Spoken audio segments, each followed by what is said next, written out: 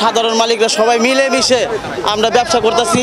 এই ব্যবসা দখল করার জন্য গত 1 মাস আগেও সে আমাদের অফিস দখল করতে আইছে তপন, রানা, রুহুল আমিন, কাশেম আর অন্যান্য লোক।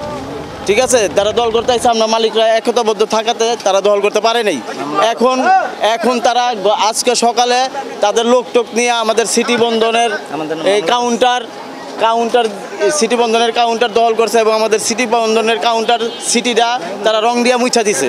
আমরা সুষ্ঠুভাবে চাঁদাবিহীনভাবে যা পারি গাড়ি চালাইতেছিলাম, বুঝলেন। এর মধ্যে এখন তপন তো আমার ছোটো ভাই, আমি মহল্লায় থাকা মিশনপাড়া বাড়ি, ছোটো ভাই জোর করে অনেককে ফোন দিছে, আমারও ফোন দিচ্ছে, মহসিন ভাই আপনি আমার বড় ভাই আইসা আমার সই দেন।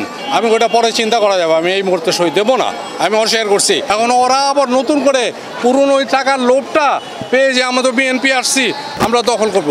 আমরা সাধারণ মালিক, কেউ বিএনপি করি, আগে জাতীয় পার্টি করতাম, 2-1 আওয়ামী লীগও করতাম, আমাদের মধ্যে দলাদলি নেই। বাস কাউন্টারের সামনে মালিক সমিতির 2টা পক্ষ ঝামেলা করতেছিল। উক্ত সংবাদের ভিত্তিতে আমরা সেখানে যাই, গিয়ে 2 পক্ষকেই প্রথমে শান্ত থাকার চেষ্টা করি। তারপরে শান্ত না হলে আমরা যৌথ বাহিনীর সমন্বয়ে আমরা ওখানে ডিসপাস করি এবং শক্ত হাতে এটা দমন করি। আমরা 7-8 জনকে অ্যারেস্ট করেছি। আমাদের কথা হলো যে শান্তি শৃঙ্খলা বজায় রাখার জন্য আমাদের সর্বোচ্চ ব্যবস্থা আমরা গ্রহণ করব। এই পরিস্থিতি যদি কেউ ঘোলাতে করতে চায়, আমরা কোনো সুযোগ দিব না এই বিষয়ে। সুতরাং সবাইকে শান্ত থাকার আহ্বান জানাচ্ছি।